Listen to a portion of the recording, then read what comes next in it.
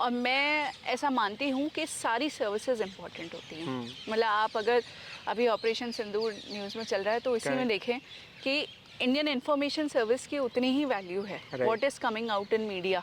तो मैं कह रही हूँ मैं आईपीएस से बहुत खुश हूँ। What are the pros and cons of IPS? How IPS is different from IAS and IRS? और जब गाली देने की बात आती है तो भी पब्लिक के पास एडमिनिस्ट्रेशन और पुलिस ही सबसे पहले होते हैं जिनको गाली पड़ती है।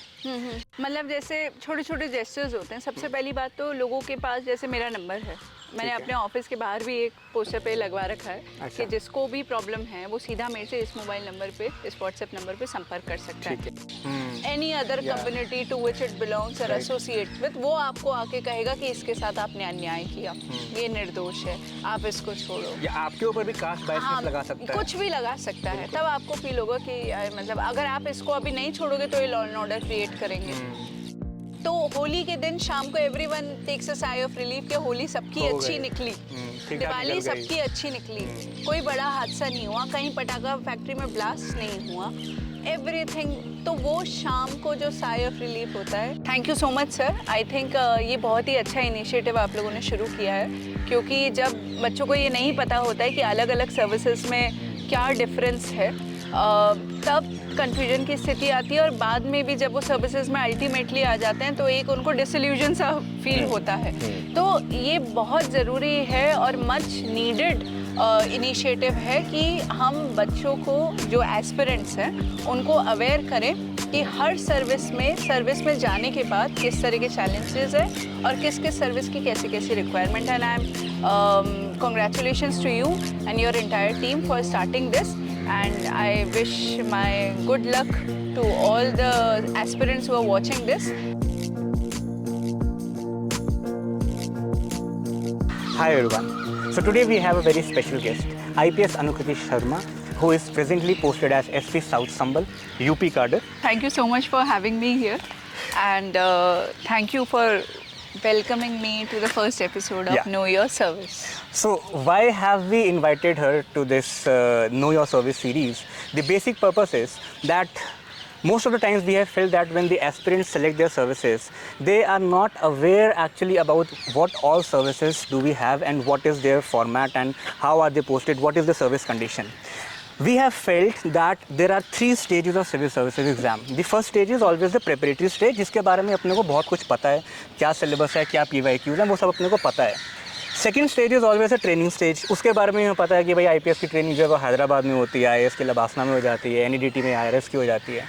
लेकिन जो थर्ड कंपोनेंट आता है वो मुझे ऐसा लगता है कि उसके बारे में हमें ज़्यादा आइडिया नहीं होता, that is the actual service condition. अब हम जब सर्विस प्रेफरेंस भरते हैं पहले कि हाँ हमें पहले IAS चाहिए, सेकंड पे IPS चाहिए, या जो भी सर्विस प्रेफरेंस है, क्वेश्चन ये उठता है कि बच्चों के पास कौन से पैरामीटर्स हैं जिसके ऊपर वो डिसाइड करते हैं। इस पर्पस को सॉल्व करने के लिए हमारे पास जो हमने बुलाया है गेस्ट को, ये हमें IPS सर्विस के बारे में बताएंगी, ताकि आपको भी ये पता लगे कि IPS एक्चुअली है क्या। क्या बस वो गंगा जल एक मूवी देख लिया और उसके बेसिस पे हमने अजय देवगन को देखकर हमें सेलेक्ट कर लिया कि भाई IPS, हाँ हमें IPS ही बनना है, या हमने कोई और मूवी देख ली। तो मूवीज़ का क्या रोल है, ये हमारा एक बेसिक डिस्कशन आज होने वाला है। तो आपका एकेडमिक्स के बारे में हम जानना चाहते हैं कि जो IPS सेलेक्ट होता है, जो सिविल सर्विस में जाता है, वो क्या शुरू से स्कूल में भी एकदम तेज ही रहता है? आप कैसे थे, मतलब बहुत ही एकदम तेज लड़की है, एकदम रैंक 1 रैंक 2 टाइप स्कूल में भी आता था? तो इसके लिए मैं ये कहना चाहूँगी कि मैं तो एकेडमिक्स में अच्छी थी, मतलब मैं क्लास में भी टॉपर थी और पढ़ाई में रुचि थी मेरी। बट हैविंग सेड दैट, जो मेरे IPS में कलीग्स थे और जिनके साथ मैंने फाउंडेशन कोर्स भी किया, तो मेरे पास ऐसे कई सारे एग्जाम्पल्स हैं जो कि स्कूल टाइम में एकेडमिक्स में उतने अच्छे नहीं थे। ये इम्पोर्टेंट है। 50% 60%। उसके बावजूद ये लगन की बात होती है कि कभी भी किसी के मन में अचानक से ये आया कि मुझे इस बार सिविल सेवा देनी है, और वो लोग भी आज उसी जगह पे हैं जहाँ पे मैं हूँ। तो मुझे ऐसा लगता है कि ये उतना मैटर नहीं करता। एकेडमिक जो है वो उतना मैटर नहीं करता। UPSC एक लेवलर हम कहते हैं ना, तो UPSC लेवलर क्यों है? तो UPSC इसलिए लेवलर है क्योंकि वो गाँव के बच्चे को, शहर के टॉप स्कूल से पढ़े हुए बच्चे को, सबको, IITian को, और आपने कहीं पे भी एक छोटे से डिग्री कॉलेज से भी अगर ग्रेजुएशन किया है, उसको भी एक समान देखता है। उसकी रिक्वायरमेंट बस ये है कि आपका ग्रेजुएशन होना चाहिए, किसी भी सब्जेक्ट में चलेगा, किसी भी स्ट्रीम में चलेगा। तो इसलिए, और इसका सिलेबस भी इतना वैरिड है, इतना वास्ट है, जहाँ पे किसी एक पर्टिकुलर स्ट्रीम को ज़्यादा एडवांटेज नहीं है। तो ये सबको तो ध्यान में लेकिन रखना। मुझे ये जानना है कि आप स्कूल, फिर आप IIT JEE एग्ज़ाम में गए, फिर आप आइजर में गए, फिर आप US में गए, और फिर वहाँ से आप वापस आए एक अनसर्टेनिटी के साथ कि UPSC की तैयारी करनी है। मेरे को ये जर्नी पहले तो पता करनी है कि US में जाने के बाद आप US क्यों गई सबसे पहले, और US में जाने के बाद ऐसा क्या हुआ कि आपको ये लगा कि नहीं, वापस इंडिया चलते हैं और वापस UPSC में घुसते हैं? तो इस तरीके से हुआ था कुछ कि हम लोग, मैं और मेरे हस्बैंड, हम दोनों लोग कॉलेज से ही साथ हैं, और उस समय इस तरीके से हुआ कि US का जो PhD है, हम लोग उस समय देखते थे कि जो भी फैकल्टी अप्लाई करता था आइजर में आने के लिए या IIT में जाने के लिए, US का PhD का बहुत ज़्यादा वैल्यू था। हमें लगता था, क्योंकि हम उन कोलोकियम्स को अटेंड करते थे जहाँ उनकी टॉक्स होती थी सिलेक्शन के लिए एज अ फैकल्टी। तो हमें लगता था कि अगर इंडिया में आपको टॉप प्राइम पोजीशन पे पहुंचना और अच्छा करियर बनाना है तो US की PhD की ही वैल्यू होगी। तो हम लोगों ने ये तय कर लिया था कि हम US में ही जाके PhD करेंगे। US का PhD is not easy.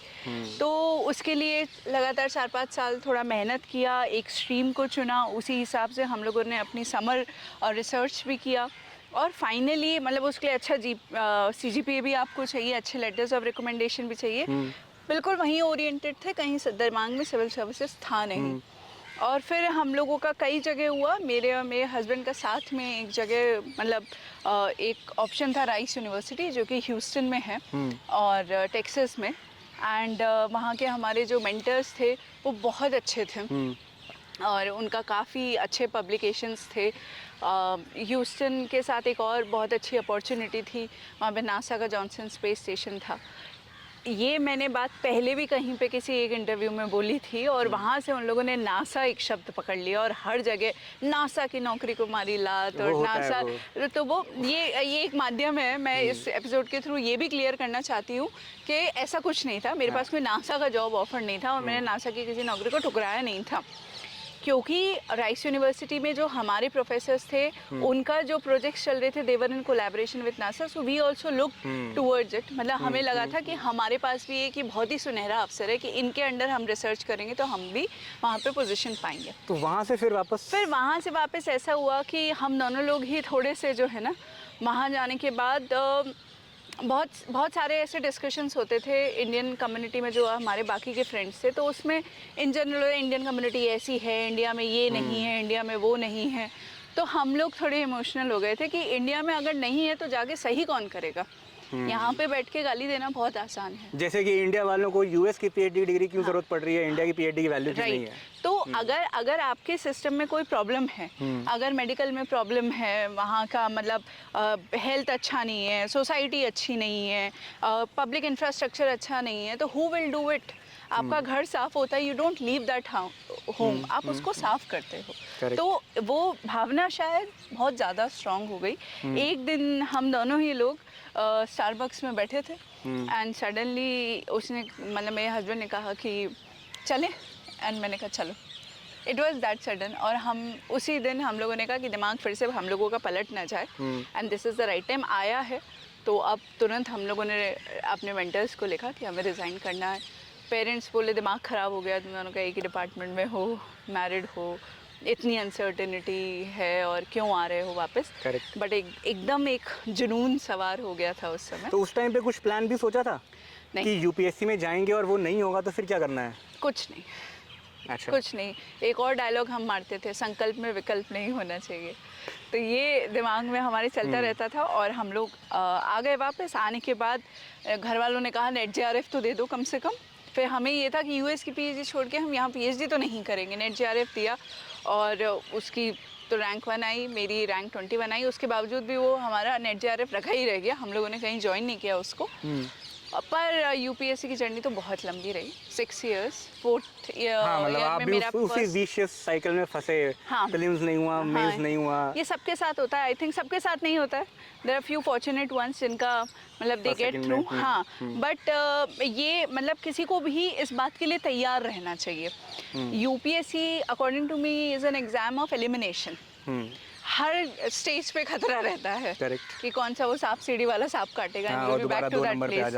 But hope नहीं खोनी चाहिए, मतलब ये हमेशा देखते रहना चाहिए कि कहाँ हम और बेटर कर सकते हैं।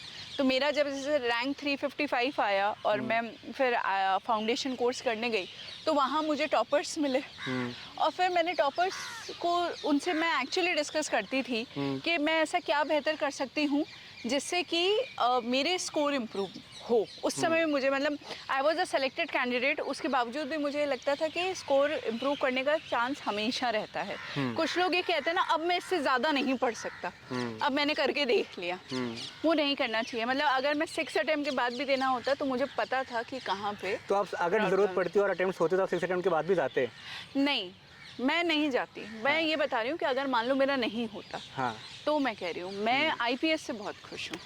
अच्छा, ऑन अ पर्सनल मतलब अगर लेवल देखें तो ये मेरे लिए आईएएस आईपीएस में मतलब मैं दोनों को, आईएएस को आप पहले प्रेफरेंस रखते हो क्योंकि आईएएस में क्या होता है आपको डेवलपमेंट वर्क करने का बहुत ज़्यादा मौका मिलता है। करेक्ट। बट दोनों ही सर्विसेज, मुझे फील्ड जॉब चाहिए थी, मुझे आईआरएस कस्टम्स पहले मिल गया था और मैं ऐसा मानती हूँ कि सारी सर्विसेज इंपॉर्टेंट होती हैं। मतलब आप अगर अभी ऑपरेशन सिंदूर न्यूज़ में चल रहा है तो इसी में देखें कि इंडियन इंफॉर्मेशन सर्विस की उतनी ही वैल्यू है। What is coming out in media, उसको अगर आपको डेली फैक्ट चेक करने हैं, है ना, कंटिन्यूस इंफॉर्मेशन डिसेमिनेशन करना है, it is no less, it is very very important service. IRS is very important service. पूरा हमारा देश का फाइनेंशियल स्ट्रक्चर जो है वो उनके हाथों में है। सब पुलिस में आ जाएंगे या सब आईएएस बन जाएंगे तो वो कौन करेगा? रेलवेज इंडिया दुनिया का सबसे लार्जेस्ट बड़ा रेलवे इंफ्रास्ट्रक्चर है। कितने मिलियंस ऑफ लोगों को रोज कम्यूट करना पड़ता है। We need specialised railway services. Every service is important और ये व्हील के स्पोक्स की तरह सबकी बराबर इम्पोर्टेंस है। यहीं से मैं एक पॉइंट उठाना चाहता हूँ, जो आज के जो हम जो रिकॉर्ड कर रहे हैं एपिसोड, इसमें ज़्यादा इम्पोर्टेंट क्या है। जब हम ये देखते हैं कि बच्चे जब सर्विस प्रेफरेंस करते हैं कि आईएएस आईपीएस, तो वो मुझे ऐसा लगता है कि एक भेड़चाल है। नो डाउट कि ठीक है, अगर हम अपना ब्यूरोक्रेटिक सेटअप देखेंगे तो उसमें हम देखते हैं कि हाईएस्ट पोजीशंस कौन सी सर्विस के बाद है, तो वो एक ठीक है, वो सबको पता है। लेकिन बच्चे जब अपना प्रेफरेंस भरते हैं कि पहले आईएएस फिर आईपीएस फिर आईआरएस, इसके बाद कौन सी सर्विस है उसके बारे में कुछ आइडिया नहीं होता। हम ये चाहते हैं, मैं दो चीज़ें आपसे चाहता हूँ। एक तो ये कि आप पहले तो पुलिस सर्विस के बारे में आप बताएंगी, एक ओवरव्यू आप देंगी। दूसरा मैं ये भी चाहता हूँ कि जो तैयारी कर रहे हैं जो एस्पिरेंट्स हैं उनके सामने एक लिंक एस्टैब्लिश हो कि from the perspective of personality. एक मिनट शुरू से इसको पूछना पड़ेगा, ये शायद मेरा गिम्बल ऑफ हो गया है, पता नहीं क्यों। जो भी आपने ये बात करी आईपीएस की, यहीं पे हमारा एक सोल पर्पस है इस सीरीज़ को स्टार्ट करने का। मैं आपसे दो चीज़ें पूछना चाहता हूँ। एक तो मैं ये पूछना चाहता हूँ कि जब बच्चे सर्विस प्रेफरेंस अपना सेलेक्ट करते हैं आईएएस आईपीएस, बहुत बार हमने ये देखा है कि उनको सर्विस के बारे में पता नहीं होता है। हाँ, उनको आईआरएस के बाद तो वैसे ही सर्विस के बारे में ज़्यादा नहीं पता होता। इनफैक्ट आईपीएस या आईएएस जो इस तरह की सर्विसेज भी है, एक्चुअल कंडीशंस नहीं पता है। बहुत सारे लोग ये देखते हैं कि हाँ भाई गंगाजल मूवी देखी थी, उसमें अजय देवगन को देखा था, आता है दरोगा मंगी राम को एकदम सस्पेंड कर देता है और वो इससे लगता है कि हाँ इतनी पावर है, अपन ये सब कर सकते हैं, इसलिए वो आईपीएस सेलेक्ट कर लेते हैं। तो एक तो ये एक्चुअल जो सर्विस कंडीशन है वो देखना चाहता हूँ, और ये भी देखना चाहता हूँ कि मतलब पता करना चाहता हूँ कि क्या पावर्स होती हैं as an SP of a district. और दूसरी चीज़, एक और चीज़ जो मैं पूछना चाहता हूँ वो ये है कि मैं सर्विस को और प्रिपरेशन को पर्सनालिटी के कॉन्टेक्स्ट में रिलेट करना चाह रहा हूँ। कि जब हम बोलते हैं कि हमें 7 मिनट में आंसर लिखना है, 10 मिनट में आंसर लिखना है, तो हम ये मानते हैं कि ऑटोमेटिकली हमारी पर्सनालिटी उसमें झलकती है। तो वो पर्सनालिटी ट्रेट होता क्या है जो कि सर्विस में बाद में भी काम आता है और during preparation during answer writing में काम आता है? इसमें कुछ कॉमनैलिटी आपको दिखती है? आई थिंक जितने लोगों से मैं मिली हूँ, सेलेक्टेड लोगों से, एग्ज़ाम निकालना अलग चीज़ है। ठीक है। सर्विस में performance is a different thing. ठीक है। ये एक एग्ज़ाम है जिसको निकालने की ट्रिक है, उसका नॉलेज से कोई लेना देना नहीं है। अब वो ट्रिक के ऊपर एक और वीडियो बनवाएंगे बच्चों के लिए। और उसमें क्या है, ट्रिक का मतलब कहने का मतलब ये है कि वो नॉलेज सबको होती है। हमें पता होता है कि कंपटीशन भले ही 6 लाख 7 लाख बच्चे दे लें, पर वो जो 20-30 हज़ार लोग हैं उनकी नॉलेज बराबर है, सेम है। बस ये होता है कि वो गिवन टाइम पीरियड के अंदर कौन कितने अच्छे तरीके से अपनी बातों को प्रेजेंट कर पा रहा है। उसमें प्रेजेंटेशन बहुत इंपॉर्टेंट हो जाता है। मुझे लगता है कि वहीं पे चीज़ें इधर उधर होती हैं। एग्ज़ाम निकल गया, Correct. अब आप आते हैं सर्विस के अंदर। सर्विस के अंदर आप कैसे हैं, वो वहाँ पे आपने कैसे केस स्टडी लिखी, कैसे एग्जाम्पल लिखा, उससे कैसे फर्क नहीं डायग्राम पड़ता बनाया, कुछ आपकी ड्राइंग कितनी अच्छी है, राइटिंग कितनी अच्छी है, ये सब आपका सर्विस में परफॉर्मेंस डिसाइड नहीं करता है। सर्विस में अल्टीमेटली ये डिसाइड करेगा कि आप किस तरीके से काम करते हैं। अब जैसे आपने आईपीएस के बारे में पूछा, अब लोग क्या होता है, मैंने एक टेंडेंसी भी देखी है कि अरे भैया, मतलब क्या होता है ना कि आईएएस आईपीएस कौन है, डिस्ट्रिक्ट के डीएम एसपी बनेंगे। डिस्ट्रिक्ट सारी डिस्ट्रिक्ट्स हैं, डिस्ट्रिक्ट्स में बहुत टायर 1 डिस्ट्रिक्ट्स भी है, 2 भी है, 3 भी है, तो हर डिस्ट्रिक्ट में कोई ना कोई एसपी, कोई ना कोई डीएम बनेगा। Correct. हर डिस्ट्रिक्ट में लोग रहते हैं। Correct. तब जाके ये कंप्लेन करना मैं छोटी डिस्ट्रिक्ट में हूँ, बड़ी डिस्ट्रिक्ट में हूँ, यहाँ ये नहीं है, वहाँ वो नहीं है, वो हमें पॉसिबिलिटी पता है कि ऐसा होना है। मतलब वहाँ पे जाके भी वो चीज़ें रहेंगी, तो नाना दुखिया सब संसार। वो आपको ये देखना पड़ेगा कि आप अपनी लाइफ में प्रायोरिटाइज क्या करते हैं। अगर आपको काम करने में मज़ा आता है, हर डिस्ट्रिक्ट में काम एक जैसा है, हर डिस्ट्रिक्ट में लोग रहते हैं, हर डिस्ट्रिक्ट में सेवा का भरपूर मौका है, छोटी डिस्ट्रिक्ट में और मेहनत करने के अपॉर्चुनिटीज़ भी हैं, अगर आपको काम में मज़ा आता है तो। परंतु अगर आपको लाइफस्टाइल ज़्यादा, आपके लिए मटीरियलिस्टिक लाइफस्टाइल, मतलब कि आपको ये रहे कि भाई अच्छा शहर होना चाहिए, अच्छे मतलब सारी फैसिलिटीज़ मेरे पास होनी चाहिए, मैं मॉल भी जा सकूं, ये भी, then may be IAS IPS may not be suitable job for you, क्योंकि कुछ ऐसी सर्विसेज है जैसे आईआरएस हैं या फिर जो और सर्विसेज हैं, वो आपकी पोस्टिंग सी ठीक ठाक जगह पे हो रही है ना। Correct. फिर आपको, मुझे सर्विस में आने से ऐसे पहले ये नहीं पता था कि आईएएस आईपीएस के अंदर इस तरीके से होता है कि you can not leave your jurisdiction. मान लो मेरा संडे भी है और मेरा मन कर रहा है कि मैं सैटरडे को शाम को निकल जाऊं और मैं डेली हस्बैंड से मिलके वापस आना, no, you can not leave your jurisdiction. आपको अपने जुरिस्डिक्शन में ही रहना है, भले ही आपकी 4 दिन की छुट्टी चल रही हो। एंड हमारी सर्विस तो ऐसी है, और आईएएस में भी ऐसा है, मतलब उतना नहीं है, बट पुलिसिंग में तो ऐसा है कि आप चोर जो है संडे तो देखेगा नहीं, और ये स्पेशली जब त्योहार होते हैं तो आपसे और अकाउंटेबिलिटी होती है। तो this service demands a lot of sacrifice, unlike other services. But जिसको इन्वेस्टिगेशन में मज़ा आता है, जिसको क्राइम सॉल्व करने में मज़ा आता है, जिसको लगता है कि भैया कोई आदमी, आप बहुत छोटा सा केस देखिए कि कोई माफिया टाइप आदमी है, माफिया टाइप मतलब गांव का बाहुबली टाइप है, होते हैं हर गांव में। हम उस पे भी आएंगे अभी। किसी गरीब आदमी का ज़मीन है, अब वो, उसकी होप कौन है? उसकी होप प्रशासन है, उसकी होप पुलिस है। देखिए, इन्फ्लुएंशियल लोगों के लिए तो सब लोग हैं। Government is for the people जिनका कोई पूछने वाला नहीं है। जो सबसे गरीब, downtrodden, last in the line है, उसकी गवर्नमेंट है। वो आप ही के पास आएगा कि साहब ये मेरी ज़मीन है, ये मेरे नाम की है, उसके ऊपर ये लोग कब्जा कर रहे हैं। वो गांव का दबंग आदमी है, और कोई तो उसके सामने बोलेगा नहीं। आप जब जाएंगे, उसकी ज़मीन खाली कराएंगे, सबके सामने खड़े होकर उसको उसका कब्ज़ा दिलवाएंगे, एसडीएम के साथ मिलके, प्रशासन के साथ, तो वो एक अंदर एक बहुत आपको खुशी मिलेगी कि आपने उसके साथ न्याय कर पाए, जो कि शायद कई सालों से परेशान था। ये मैंने आपको बहुत छोटा एग्जांपल दिया। इसी से मैं एक और चीज़ पॉइंट करना चाहता हूँ, स्पेशली पुलिसिंग में या फिर ओवरऑल एडमिनिस्ट्रेशन में भी हमने ये देखा है कि जो नॉर्मल पब्लिक है उसके लिए फर्स्ट रिस्पॉन्डर भी हमेशा एडमिनिस्ट्रेशन और पुलिस होता है। जैसे अभी आपने बोला कि कोई प्रॉब्लम है, ज़मीन पर कब्जा हो गया, तो वो आप ही के पास आएगा। और जब गाली देने की बात आती है तो भी पब्लिक के पास एडमिनिस्ट्रेशन और पुलिस ही सबसे पहले होते हैं जिनको गाली पड़ती है। तो पुलिस, मुझे ऐसा लगता है कि वो दोनों ही हैं, मतलब कि एक नॉर्मल पब्लिक जो है वो उसी को बुरा भी कह रही है, उसी को भला भी कह रही है। ऐसे सिनेरियो के अंदर आप वो कॉन्फिडेंस बिल्डिंग के लिए जो काम करते हैं वो कैसे उसको कर पाते हैं कि हाँ पब्लिक का एक कॉन्फिडेंस बना रहे कि हाँ पुलिस के पास आना है। जैसे जब हम कम्युनिटी पुलिसिंग वगैरह की बातें सब पढ़ते हैं, करते हैं, तो आपके जुरिडिक्शन में आप ये कैसे इंश्योर करते हैं कि जो वो संवाद है पब्लिक और पुलिसिंग के बीच में वो बना रहे?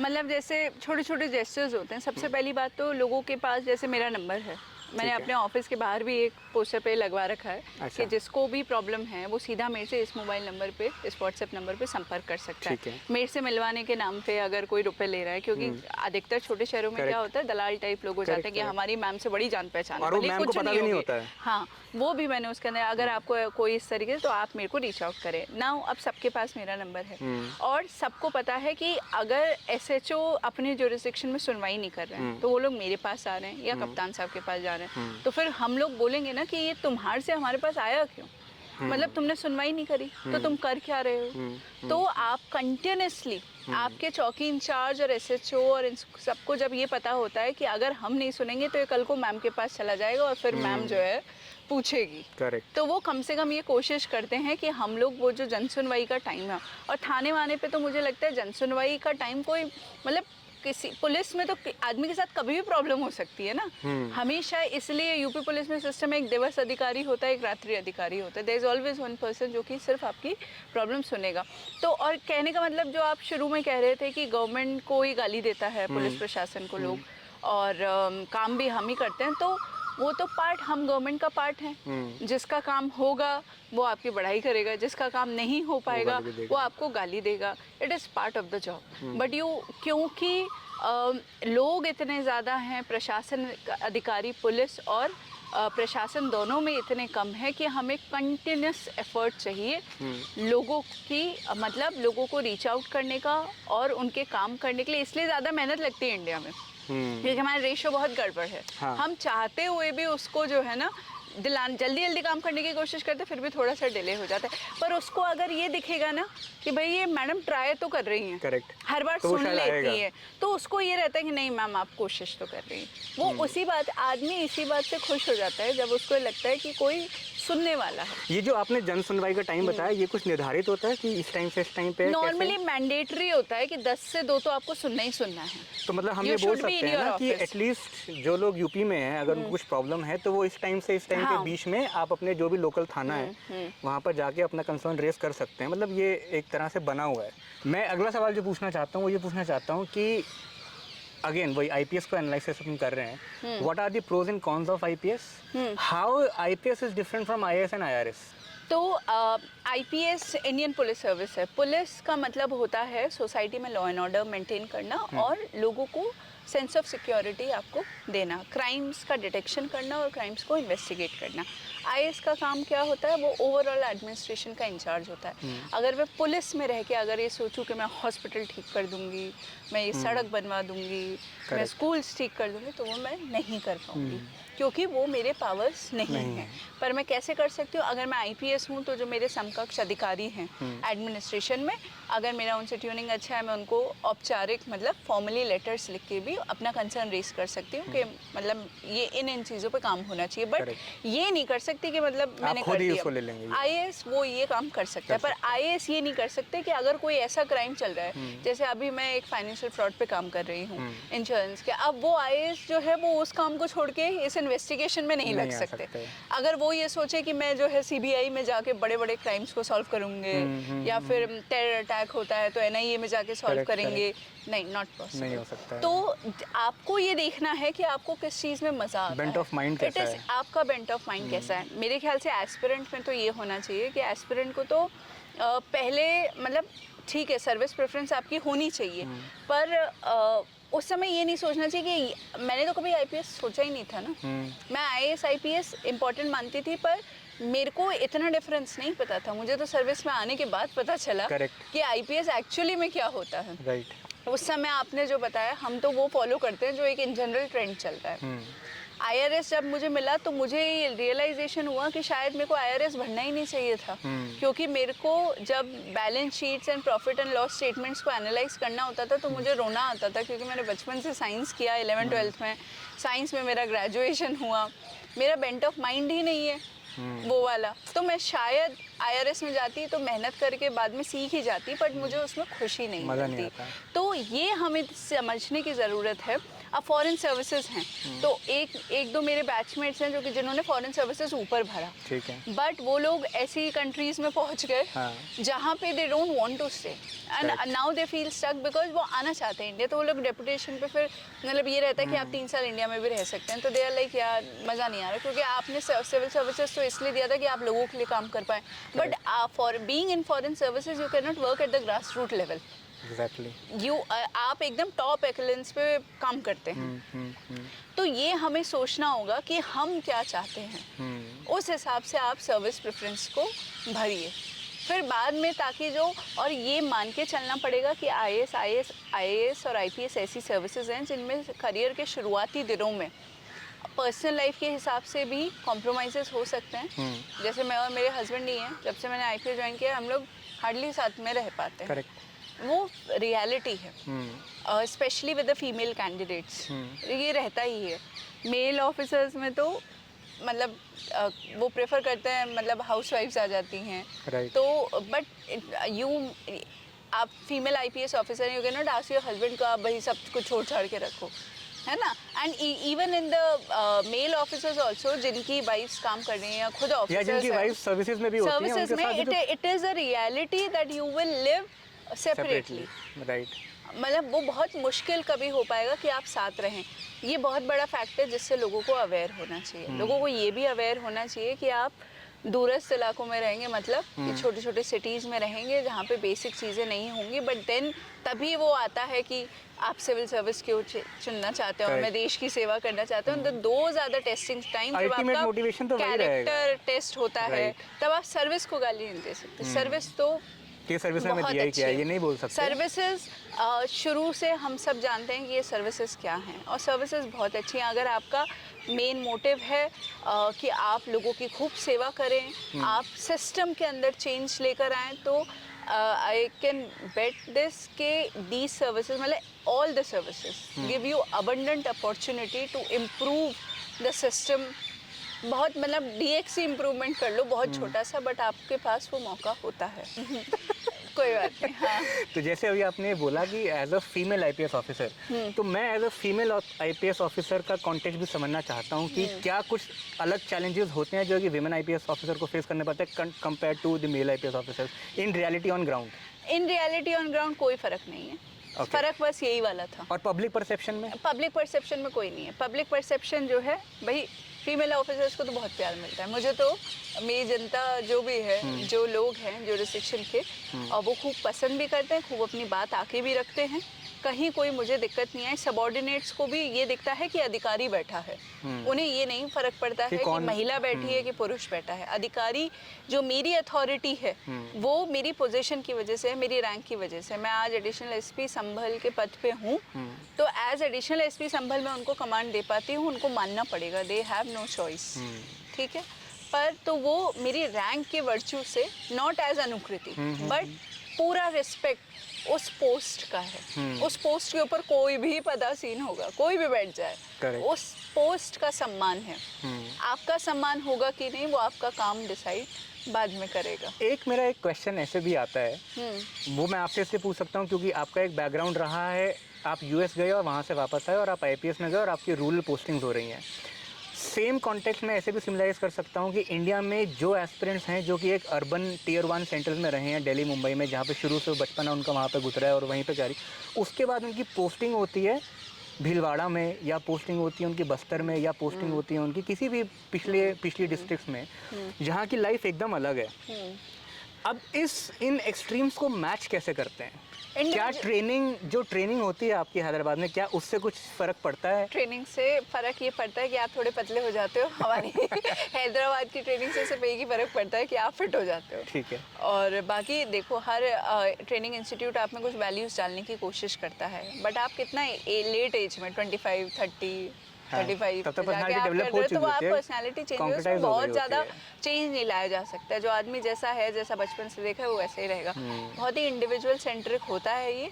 कुछ लोग बहुत परेशान हुए, मतलब रूरल एरिया से भी जो लोग एकदम बड़े शहरों में जाते हैं उनको भी एडजस्ट करने में दिक्कत होती है, और ये तो इंडिविजुअल पे पूरी तरीके से डिपेंड करता है। ऑफ कोर्स मुझे ही इतना शौक लगता था राजस्थान का कल्चर, और यूपी में संभल और बुलंदशहर, हम लोगों ने ना कभी कट्टे सुने थे ना तमंचे सुने थे। हाँ। और वहाँ पे मैंने पहली बार जाके ये सारी चीज़ें, मतलब मुझे लगा कि ये इतना कॉमन है।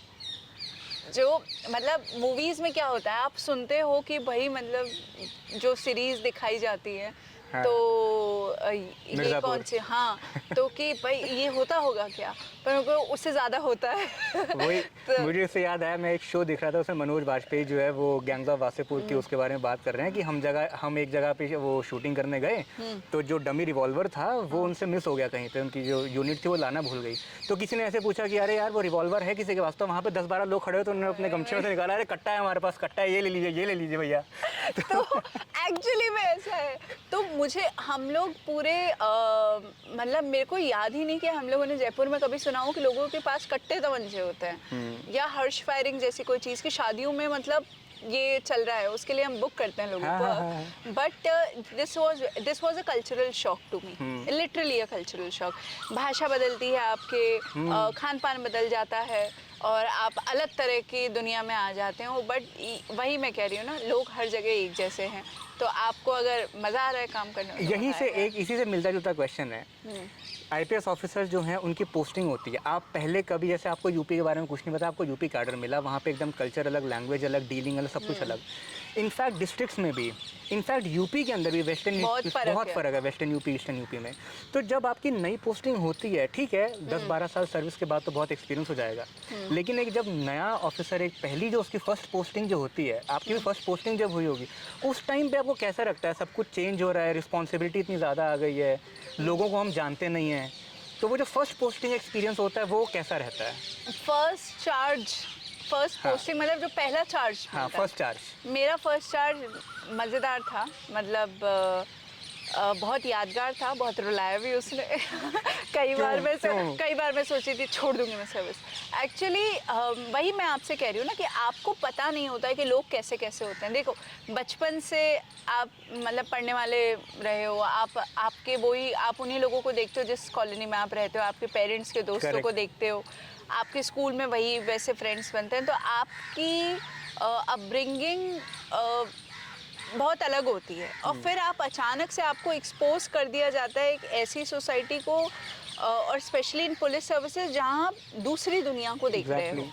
हमारे घर में अगर हम सुन ले कि भाई 10 साल पहले उसके यहाँ चोरी हुई थी, now you are into a profession जहाँ मैम इस थाने में चोरी हो गई, इस थाने में चोरी हो गई, इस थाने में चोरी हो गई, तो that is a very different world. वहाँ पे आपको लगेंगे इतने सारे प्रेशर ग्रुप्स टॉपिक है GS2 में। आप जब उस कुर्सी पे बैठते हैं तब आपको प्रेशर ग्रुप फील होता है। क्या हुआ, मान लो कोई चोर है, जस्ट एग्जांपल दे रही हूँ कि कोई चोर है, वो फलाना जाति का है या फलाना किसी प्रेशर ग्रुप को बिलोंग करता है। आपने उस चोर को उठा के लाए क्योंकि किसी घर में चोरी हुई, पर उसका जो कंसर्न्ड प्रेशर ग्रुप है, be it caste, be it religion, be it any other community to which it belongs or associate with, वो आपको आके कहेगा कि इसके साथ आपने अन्याय किया, ये निर्दोष है, आप इसको छोड़ो। या आपके ऊपर भी कास्ट बायसनेस लगा सकता है, कुछ भी लगा सकता है। तब आपको फील होगा कि मतलब अगर आप इसको अभी नहीं छोड़ोगे तो ये लॉ एंड ऑर्डर क्रिएट करेंगे। तब वो जो सारे मॉरल एथिकल डिलेमास होते हैं ना, खैर, पर फिर ये डिपेंड करता है कि आपका सबसे तारतम्य कैसा है। तो पहली पोस्टिंग में आप डिफरेंट प्रेशर ग्रुप से एक्सपोज होते हो, आपको लाइफ का एक नया रूप पता चलता है। पुलिस में तो 15-15, 16-16 घंटे हम लोग कई बार काम किए, मतलब अभी भी लगातार जो चल रहा है केस मेरा, तो कोई दिन का पता नहीं, कोई रात का पता नहीं। सबसे बड़ी बात, you have zero social circle, you have no social circle. आप मान लीजिए आप IAS IPS हैं, पूरी डिस्ट्रिक्ट में 2 होंगे, 3 होंगे, करेक्ट, ठीक है। अब आप वही उन्हीं लोगों से मिल सकते हैं, वो लोग अपनी अपनी लाइफ में बिजी हैं या अपनी जॉब में बिजी हैं। व्हेन आर यू सिटिंग, आप किसके साथ हैंग आउट करें? पब्लिक के साथ आप दोस्ती कर नहीं सकते, करेक्ट, मतलब आपको अनबायस्ड रहना है ना।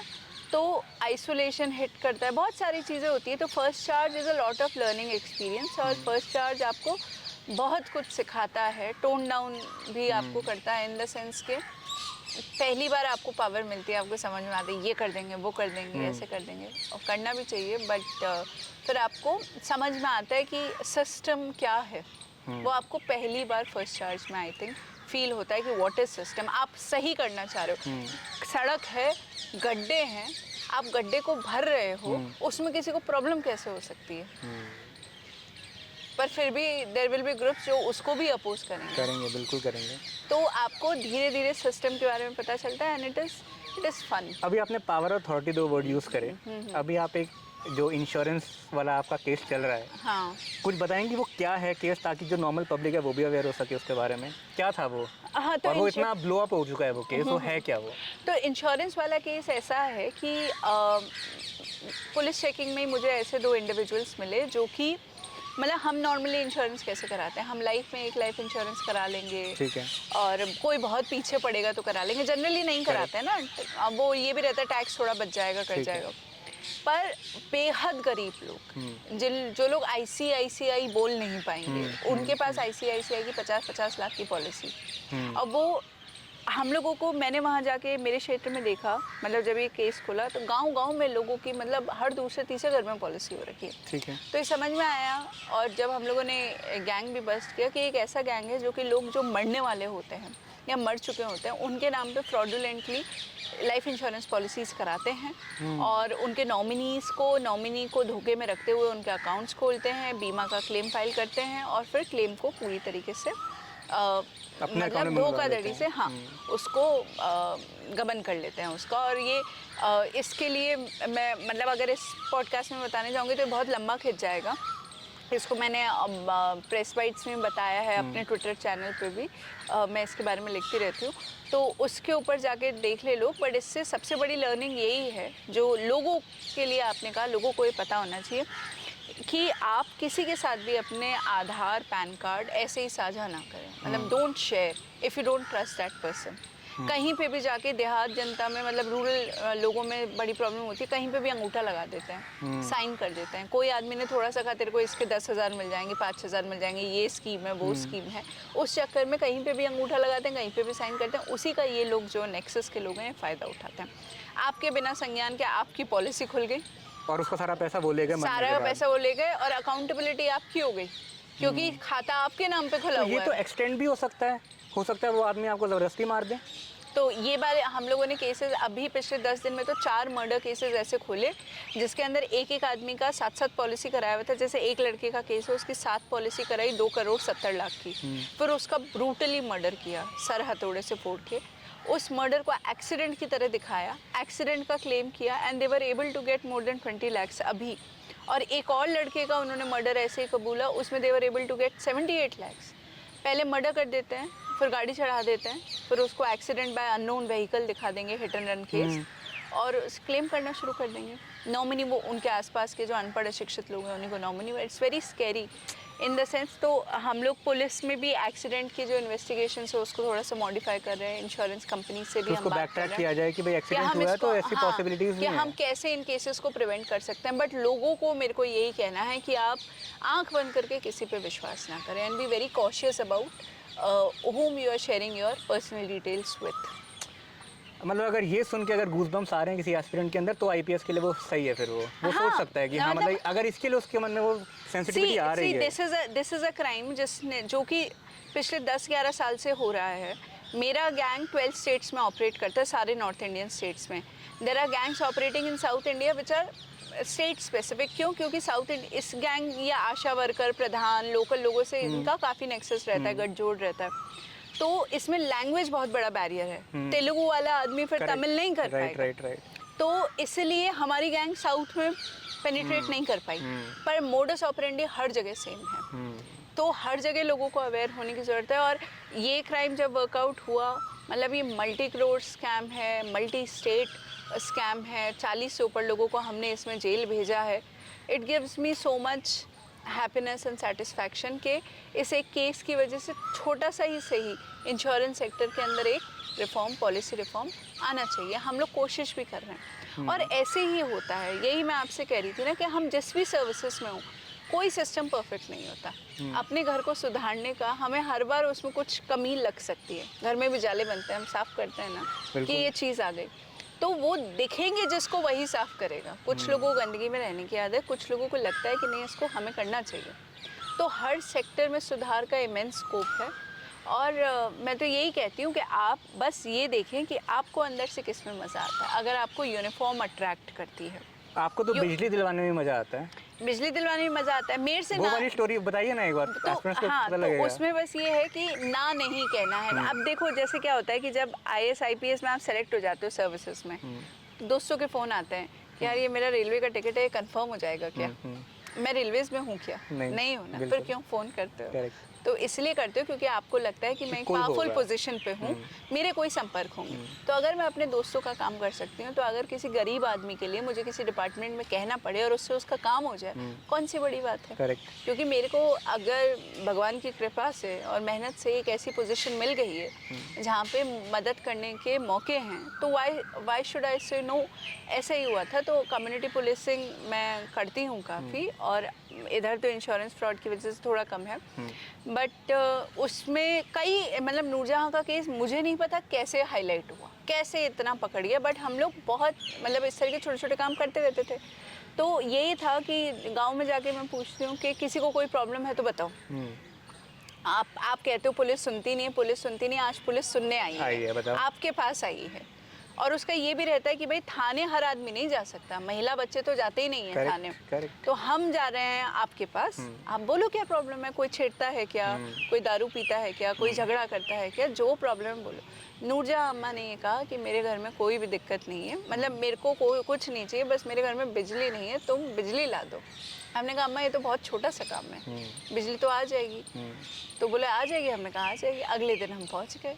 तो हम लोगों ने, हमारे लिए बहुत आसान था, हमने बस बिजली विभाग को संपर्क किया। हमने कहा क्यों अटका हुआ इनका मामला। बोले मैम वो आवेदन में वो 1500 रुपये जमा होते हैं, अब वो विधवा है, उसको 1000 रुपये पेंशन मिलता है, और उसकी 2 बेटियां हैं जिनकी शादी हो चुकी है, वो अकेली बूढ़ी रह रही है। तो उसके कभी जब फ्री योजना चली थी सरकार की तब कनेक्शन नहीं हो पाया था। तो हमने कहा 1500 रुपये कौन सी बड़ी बात है। तो हम ही लोगों ने दिया, और हम लोगों ने अपनी तरफ से एक पंखा लाइट भी उनके लिए ख़रीदा, और हमने वो फॉर्मेलिटीज़ जो भी थी, मीटर का पैसा लगता है, कनेक्शन का लगता है, कुछ पढ़ दिया। मतलब वो मैं कह तो रही हूँ एक दिन का भी काम नहीं था। अगले दिन हमने कहा कि भाई बिजली आ रही है, बड़ी बात है, सेलिब्रेशन बिजली नहीं थी अभी तक, नहीं थी उनके घर में। उनको किसी ने वो ला के दिया था, पहले वो चलाती थी वो जो लालटेन, फिर उसको उनको किसी ने वो दिया था सोलर लैंप। अच्छा। तो वो मेरे को दिखा रही थी कि वो दिन में चार्ज करती है और रात को जलाती है, तो जला के दिखा रही थी। पूरी लाइफ ऐसी ही रही थी। तो मुझे लगा कि ये तो भाई मोमेंट है, कैप्चर होना चाहिए। मुझे तो ये नहीं समझ आ रहा मैं क्या ये कितनी छोटी चीज़ है बोलूँ कि ये कितनी बड़ी चीज़ है बोलूँ। बहुत बड़ी चीज़ है। तो नूरजहां अम्मा से मैं आज भी संपर्क में हूँ। और मतलब और ऐसे कई लोगों से संपर्क में हूँ। तो मैं वही कह रही हूँ कि आपको ईश्वर की कृपा से या फिर मतलब कुछ ऐसा पद मिल गया है जहाँ पे आप इतनी सारी लाइफ्स को चलते फिरते टच कर सकते हैं, आपको रियलाइज़ भी नहीं होगा। इंटेंट राइट होना चाहिए। और आप ये होता ना, जाओ यहाँ से, मैं नहीं सुनूंगी, ये मेरे विभाग का काम नहीं है। मैं ये भी तो कह सकती बिजली मेरा विभाग नहीं है। कुछ लोगों ने उस समय कहा कि पुलिस अब बिजली लगवाएगी, पुलिस अपना ही काम कर ले। मैं किस मुंह से मना करूं एक 70 साल की बूढ़ी औरत को? क्या मैं ये कहूँ कि जाओ बिजली विभाग में तुम जाके एप्लीकेशन लगाओ? फॉर मी इट इज़ छोटा सा काम, एंड वी डिड इट। तो यही मैं अपने सबऑर्डिनेट्स को भी कहती हूँ। मेरे को ऐसा लगता है कि compassion is the most important value. अगर आप में कंपैशन है, आप करप्शन नहीं करेंगे। क्यों? क्योंकि आप ये देखेंगे ना कि वो आदमी ऑलरेडी सामने वाला इतनी परेशानी में है, आप किस मुंह से उससे पैसे मांगेंगे? आपको ये लगेगा कि कोई अगर सरकारी दफ्तरों के चक्कर लगा रहा है, डेली 500 रुपये खर्च करके अपना दिन बर्बाद करके आपके ऑफिस में आके बैठ रहा है, तो आप कैसे उसको चक्कर लगवाएंगे? तो you will not do to someone which you can't tolerate yourself. So वो हमें डेवलप करना चाहिए और ये रियलाइज़ करना चाहिए कि your position gives you the power irrespective of the services to do small things for a lot of people on an everyday basis. And हाँ, पर अगर आपको ये लगे कि सर्विस में मकान अच्छा नहीं मिलता, सरकारी घर गंदे होते हैं, पैसा कम देती है सरकार, ठीक है रियलिटी थोड़ी सी तो, पर we know how it is. ये एक्सेप्ट करते हुए अगर आप ये सोच रहे हैं कि 5 लाख का या 10 लाख का पैकेज मिले, and if you are comparing this with your IIT batchmates और टॉप डॉक्टर्स या जो फॉरेन में जॉब कर रहे हैं, इतना बड़ा पैकेज हो, तो then you should know that this is not the place to be. हाँ, और आना भी क्यों है यहाँ पे? This is not the place to make money. हाँ, this is not the place to मतलब हैव वो 1 करोड़ का मतलब गाड़ी और ये सब नहीं, ये नहीं है वो चीज़, ये वो जगह ही नहीं है, वो प्रोफेशन नहीं है। You should be very very clear in your mind. You want money, you want good lifestyle, you want posh मतलब एकदम लाइफस्टाइल, तो उसके लिए ट्रैक अलग है, उसके लिए ट्रैक पे जाइए। This is a very noble profession और इसमें बहुत मज़ा आएगा। जिसको मज़ा आता है उसके लिए हर जगह मज़ा है। तो अपने दिमाग में क्लैरिटी रहेगी तो आई थिंक आपका कंप्लेनिंग एटीट्यूड नहीं रहेगा। तो यार मतलब जो मुझे समझ में आ रहा है वो ये समझ में आ रहा है कि आपको सर्विसेज के बारे में जितना बेटर आइडिया होगा उतना बेटर आप खुद को ये जज कर पाओगे कि आप इस सर्विसेज के लिए बने हो कि नहीं बने हो। और अगर ऐसे ऐसे केसेस सुन के अगर आपको लगता है कि हाँ आपको भी ये वाली चीज़ें करना है, ये काम करने में मज़ा आएगा और एक वो सेंस ऑफ सेटिस्फैक्शन और हैप्पीनेस आएगा। नूरजहाँ के केस में भी इनका सेंस ऑफ सेटिस्फैक्शन और हैप्पीनेस है। जो इंश्योरेंस स्कैम उसको सॉल्व किया उसमें भी सेंस ऑफ हैप्पीनेस और सेटिस्फैक्शन। इसीलिए तो GS4 में इसमें क्वेश्चन पूछा था ना यूपीएससी ने, what is happiness according to you. तो कितने इसके मल्टी फेसेट्स हैं इसके। तो और यही आप इसके अंदर, सॉरी टू इंटरप्ट यू, पर जैसे कहते हैं ना, पुलिस होली नहीं मनाती, पुलिस दिवाली नहीं मनाती। अब होली के दिन क्या होता है, अक्सर लोग इंटॉक्सिकेटेड होते हैं, हुल्लड़ करने की कोशिश, to ensure that every family is having a peaceful Holi. तो होली के दिन शाम को everyone takes a sigh of relief कि होली सबकी हो अच्छी गई। निकली, ठीक-ठाक दिवाली निकल गई। सबकी अच्छी निकली, कोई बड़ा हादसा नहीं हुआ, कहीं पटाखा फैक्ट्री में ब्लास्ट नहीं हुआ, एवरीथिंग। तो वो शाम को जो साई ऑफ रिलीफ होता है, दैट इज ऑल्सो हैप्पीनेस। वो त्योहार जो हम लोगों के लिए, आपने अपनी मेहनत से और आपने अपने सबॉर्डिनेट्स को सब एक साथ लेके एक पूरी डिस्ट्रिक्ट का त्योहार अच्छा मनवा दिया, क्या वो कम बड़ी बात है? जो हमारे लिए इंजॉयमेंट है वो पुलिस के लिए कितना बड़ा रिस्पॉन्सिबिलिटी है। हाँ, वो कम बड़ी बात है। आप छोटी सी रैली, छोटा सा, और यूपीएससी एग्जाम, अब जैसे एग्जाम्स होते हैं, नीट का एग्जाम था अभी, हाँ, correct, अब correct, आपके ऊपर रिस्पॉन्सिबिलिटी है ना कि नीट के एग्जाम्स सुरक्षित निकले। हम लोग जाते हैं, पुलिस वाले चेकिंग करते हैं, कोई चीटिंग का मटेरियल तो नहीं है, कुछ तो नहीं है, कोई आके वहाँ पे कुछ गड़बड़ हरकत करते, है ना। कितने सारे बच्चों का उस दिन एग्जाम खराब हो जाएगा अगर एक सेंटर पे भी चीटिंग हो गई, सॉल्वर्स आ गए, सॉल्वर मतलब वो पैसे दे के जो एग्जाम देते हैं, या कोई भी और बात हो गई, कोई घटना हो गई, कितने लाखों बच्चों का वो एग्जाम खराब हो जाएगा। Responsibility is huge, and वही मैं कह रही हूँ, every day is a lot of satisfaction, lot of happiness. It is all about you, what you like to do. आपका ओरिएंटेशन डिटरमाइन करता है सब कुछ। और एक और बात, civil services is not the end of life, ये भी मैं कहना चाहती हूँ। इसलिए ये बात बहुत इम्पॉर्टेंट है, क्योंकि मैंने भी सोचा था कि अगर मान लो मेरा अल्टीमेटली सिलेक्शन नहीं हुआ तो मैं क्या करूँगी। तो I am a kind of person जिसको शायद मतलब मटीरियलिस्टिक लाइफ से बहुत ज़्यादा लगाव नहीं रहा, और मुझे लगा था कि अगर सिविल सर्विसेज में नहीं हुआ तो मैं बच्चों को पढ़ाऊँगी। और मैं ऐसे नहीं कि सरकारी टीचर बनूंगी या कुछ करूँगी, मैं खूब बच्चों को पढ़ाऊँगी। मतलब शुरू में बुरा तो लगता है, पर ये था कि अब जब पैसा चाहिए नहीं लाइफ में और वो मिली ही नहीं, तो फिर ऐसा करेंगे कुछ कि, और मेरा मन था कि उत्तराखंड में जाके एक अपना स्कूल खोल के और खूब मन से बच्चों को पढ़ाएंगे। ये वाला भी पूरा करते हैं। कहने नहीं, फिर भी नहीं, एक और बात ये है कि आपको ये सोचना चाहिए कि सिविल सर्विसेज आपने करियर ऑप्शन चुना, नहीं हुआ तो you have to look forward. It is very unfortunate that people go into depression, very unfortunate that you some people even go to the extent of committing suicide. It is true कि आप 6 साल देते हो और आप अपने youth का prime period आप इस सर्विसेज में निकाल देते हैं, कोई बात नहीं, इसलिए क्योंकि there are people जो कि 65 के बाद PM बने हैं। Correct. So, if you are meant to shine, you will shine. Correct. This country need good people everywhere. We need good lawyers, we need good judges, we need good school teachers, we need good doctors. इस देश को हर profession में अच्छे लोगों की ज़रूरत है। Correct. तो आप बस अगर अल्टीमेटली, क्योंकि this exam is not a test of your competence. It is just that you did not perform in that exam. बस आप नहीं परफॉर्म कर पाए, इसका मतलब ये नहीं है कि आप खराब हो। कुछ चीज़ें हैं जो क्लिक नहीं कर पाई, बस ये मान के चलना है। आपके ऊपर वो क्वेश्चन नहीं है, आपकी काबिलियत पे वो सवाल है ही नहीं। Right. If you are meant to shine you will shine. मेहनत करनी है, और सबको मैं ये बोलती हूँ कि अब्दुल कलाम अगर निराश हो गए होते कि मैं पायलट नहीं बन पाया, तो फिर वो प्रेसिडेंट तक नहीं पहुँचते, है ना। तो ये अपना मोरल हाई रखें, and this country needs a lot of good people in every profession. Decide what you want to do, stay happy, this is just one life, इसी में सब कुछ करना है। तो रोने धोने में बहुत दुखी होकर निर्वाणा वेस्ट नहीं करना है।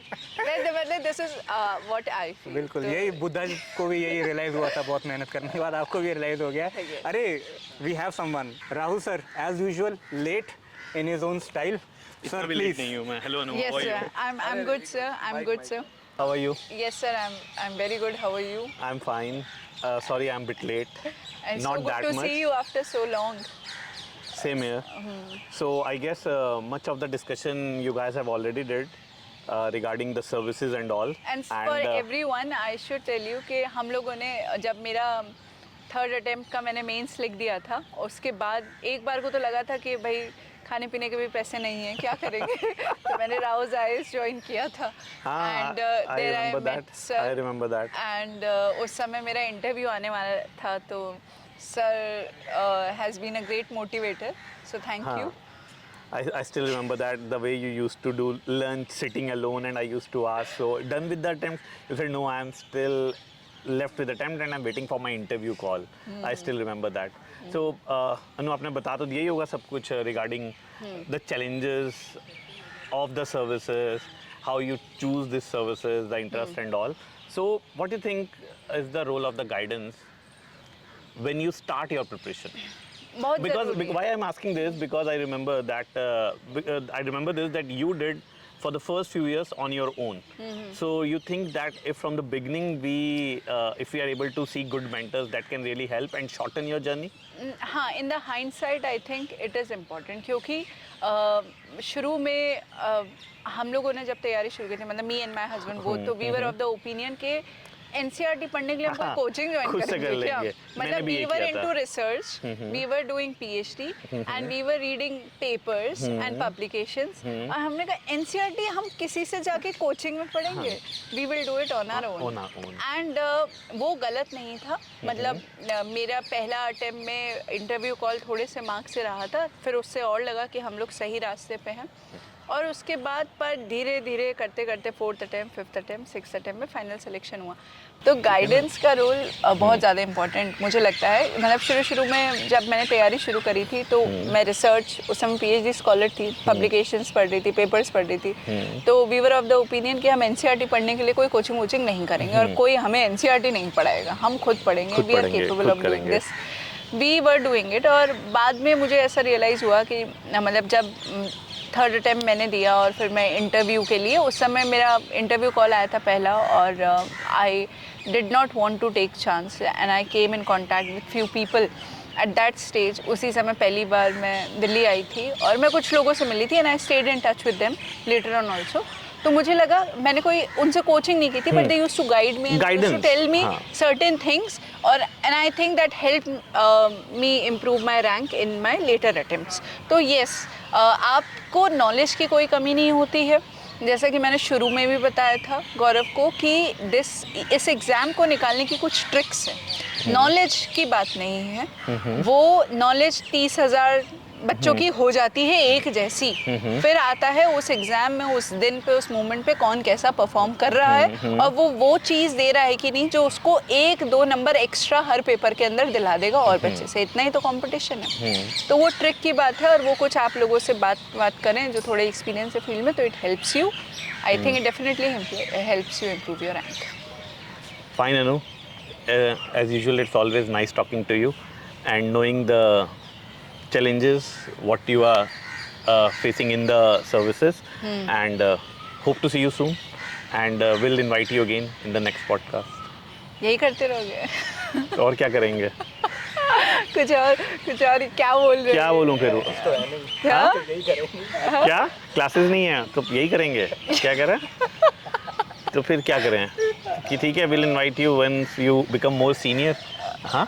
I am senior. More senior in your services. तो क्या कहें भाई? हाँ, और बता वह भी. Okay, thanks Anu for all the time you have given to us and for inviting us to Sambhal.